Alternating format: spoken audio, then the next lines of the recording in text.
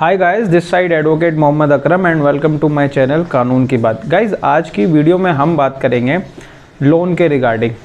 अक्सर ऐसा होता है जब हमने कोई लोन लिया होता है, एक व्यक्ति ने कोई भी बैंक से कोई लोन लिया होता है, तो अचानक उस लोन के दौरान अगर उसकी मृत्यु हो जाती है तो हम ये मान लेते हैं कि हमारा जो लोन है बैंक से वो माफ़ हो गया है।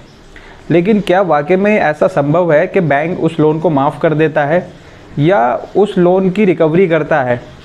लेकिन अमूमन तौर पे हमारी ये प्रैक्टिस रहती है कि जिस व्यक्ति ने लोन लिया था वो तो मर गया, अब वो लोन कौन चुकाएगा, तो हमें तो वो देना नहीं है।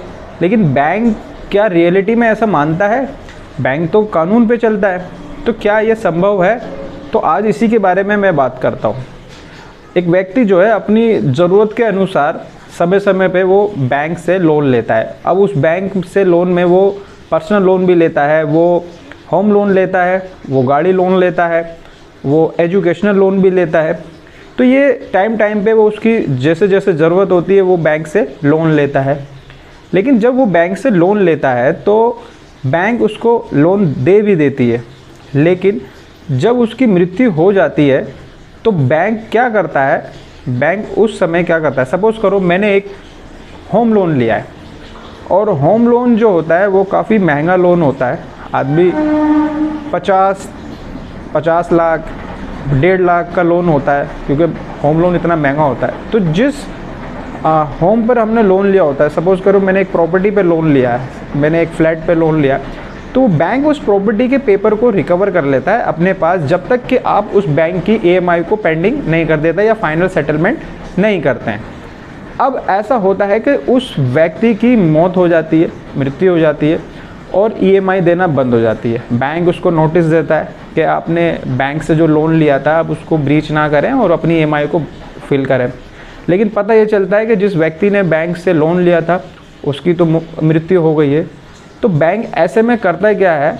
बैंक जो उस प्रॉपर्टी को रखी हुई होती है, उस प्रॉपर्टी के बिहाफ पे पहले तो वो उनके जो लीगल हायर्स होते हैं, जो उनके वारिस होते हैं, सपोज़ करो जिस प्रॉपर्टी में वो लोग रह रहे हैं उसमें उसके वारिस होंगे, उसका भाई हो सकता है, उसके फादर हो सकते हैं, उसकी मदर हो सकती है। तो बैंक उनको एक नोटिस भेजता है कि ऐसे ऐसे हमने आपको लोन दिया था और उस लोन के जो बकाया रकम है, उसकी जो टर्म है वो इतने साल है, जिसमें अभी पेमेंट आपने नहीं करी है। अगर आपने इस नोटिस का जवाब नहीं दिया तो बैंक उसको उस पर लीगल कार्रवाई करेगा। हम यहाँ से बताते हैं कि वो जिसने लोन लिया था वो बंदा मर चुका है।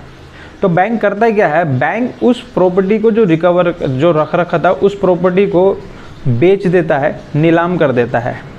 एक तो ये ऑप्शन रखता है, या बैंक उनसे उनके जो LRs होते हैं, उनके जो वारिस होते हैं, उनको 2 कंडीशन देता है। या तो आप उसको फुल एंड फाइनल सेटलमेंट करिए, अदरवाइज़ हम इस प्रॉपर्टी को बेच के नीलाम कर देंगे। सपोज़ करो बैंक ने उस प्रॉपर्टी को बेच दिया और बकाया रकम जो निकल रही थी वो 30 लाख थी और बैंक ने उसको 50 लाख में बेच दिया। तो ऐसा नहीं है कि बैंक पूरे 50 लाख को रख लेगा। बैंक उसमें से अपना 30 लाख रुपए काटने के बाद 20 लाख रुपए उसके LR को बकाया दे देता है। बैंक कभी भी अपने पैसों को छोड़ता नहीं है, वह अपना पैसा आसानी से वसूल कर लेता है, जैसे कि होम लोन में होता है। सपोज़ करो आपने कोई कार लोन लिया है, और कार लोन लेने वाले ने, जिस कर्जदार व्यक्ति ने जब लोन लिया, उसकी बीच में मृत्यु हो जाती है। तो उस कार लोन में होगा क्या कि बैंक सबसे पहले आपको फिर से वो नोटिस भेजेगा रिगार्डिंग कि आपने अमाउंट पे नहीं किया अभी तक, इसकी बकाया रकम आप जमा करा दिए। लेकिन उसके बाद भी आपको बैंक आप उसको पैसा नहीं देते हैं बैंक को। तो बैंक करता है क्या है? बैंक एक समय के बाद गाड़ी को जब्त कर लेता है, और उस गाड़ी को जब्त करने के बाद उस गाड़ी की नीलाम कर देता है, रीसेल कर देता है, गाड़ी को दोबारा बेच देता है। और अगर उस गाड़ी के बेचने के बाद भी बैंक का पैसा रिकवर नहीं होता है, तो जो उसके लीगल हायर्स हैं, जो उसके वारिस हैं, जिस घर में वो रह रहे हैं, बैंक उनको नोटिस भेज के उनसे पैसा वसूल कर सकता है, उन्हें बुला सकता है। क्योंकि बैंक के पास काफ़ी कानून होता है, काफ़ी लॉज होता है। क्योंकि अक्सर ये इसलिए होता है, जब हम कोई भी लोन लेते हैं तो हम कभी भी कोई भी एक सिंगल पेपर नहीं पढ़ते हैं।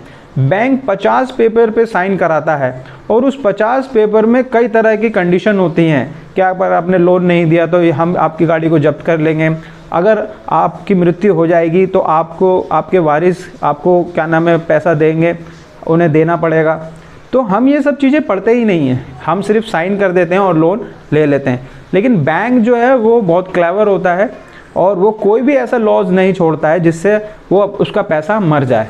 तो बैंक अपना पैसा वसूल करता ही करता है। सेम इसी तरह से अगर आपने पर्सनल लोन लिया है, पर्सनल लोन जो होता है वो वैसे तो अनसिक्योर्ड लोन होता है, लेकिन जब हम पर्सनल लोन लेते हैं तो बैंक उसमें एक नॉमिनी के लिए बोलता है कि आप इसमें नॉमिनी को हायर करिए, नॉमिनी को फिल करिए, और अगर आपकी मृत्यु हो जाती है तो बैंक उस नॉमिनी से भी पैसे वसूल कर सकता है। इसमें बैंक आपसे कुछ रिकवर नहीं कर सकता है, रिकवरी नहीं रखता है। जैसे क्रेडिट कार्ड हो गया, पर्सनल लोन हो गया, पर्सनल लोन सैलरी के बेस पे भी मिल जाता है, तो उसमें बैंक के पास कोई रिकवरी नहीं है, लेकिन बैंक चाहे तो आपसे वो पैसा वसूल कर सकता है। सेम इसी तरह से एजुकेशनल लोन होता है, उसमें भी हम जब एजुकेशनल लोन लेते हैं तो हम उनको बकाया जो एजुकेशन का लोन होता है वो बताते हैं। उस एजुकेशन लोन में बैंक भी हमसे रिकवर कर सकता है। किसी बच्चे के ब्याह पे लिया था एजुकेशन लोन, उसके फादर एक्सपायर हो गए, लेकिन जो उसके एलआर्स है अब एलआर्स को उसका पैसा देना पड़ेगा। बैंक 101% अपने बकाया रकम को वसूल करता है, वह किसी कीमत पे किसी से नहीं छोड़ता है। वो अलग बात है कि हमारी जो सरकार है वो बड़े बड़े लोगों का लोन माफ़ कर रही है, लेकिन गरीबों का लोन कभी माफ़ नहीं होता है। गरीबों को खून बेचने के बाद भी अपना लोन चुकाना पड़ेगा। हाँ, आप एक काम ये कर सकते हैं, जब भी कभी कोई लोन आप लें तो उस लोन का बीमा ज़रूर करा लें, उसको बोलते हैं इंश्योरेंस। अगर उस लोन का इंश्योरेंस आपने करा रखा है समय पर, तो होता ये है कि जिस व्यक्ति ने वो लोन लिया था, चाहे वो होम लोन हो, कार लोन हो, एजुकेशनल लोन हो या पर्सनल लोन हो, तो जो बीमा कंपनी ने उसको इंश्योर किया था, बीमा कंपनी जब इंश्योरेंस देती है तो उसमें एवज में वो कुछ पैसे लेती है, लेकिन उससे ऐसा होता है कि जो लोन आपने लिया था वो रिकवर हो जाता है, क्योंकि ज़िंदगी तो अनसर्टेन है, कभी भी कुछ हो सकता है। तो ऐसे में जो होता है, आपके जो वारिस होते हैं, आपके जो एलआर्स होते हैं, उनकी लायबिलिटी ख़त्म हो जाती है। आप अगर नहीं भी दे पाए और बीच में आपके सदमे में मौत हो जाती है या बीमारी से मौत हो जाती है, तो बैंक क्या करता है, बैंक अब इंश्योरेंस कंपनी के पास जाता है और उनसे पैसा रिकवर करता है। और अगर आपने ये इंश्योरेंस ले रखा होता है तो आपकी जो लायबिलिटी है वो पूरी ख़त्म हो जाती है। अदरवाइज़ ये जो कहानी है कि बैंक से हमने लोन लिया और जिसने लोन लिया वो मर गया तो बैंक का कर्जा अब माफ़ हो गया, तो ये सब एक मिथ है। आपको एनी हाउ बैंक को पैसा देना पड़ेगा, और बैंक के पास काफ़ी कानून होता है जिससे बैंक आपको पैसा रिकवर कर लेता है। आई होप ये मेरा वीडियो आपको समझ में आया तो ज़रूर प्लीज़ इसको लाइक और सब्सक्राइब ज़रूर करिएगा। आज के लिए इतना, फिर मिलते हैं नेक्स्ट वीडियो के लिए, तब तक के लिए खुदा हाफिज़।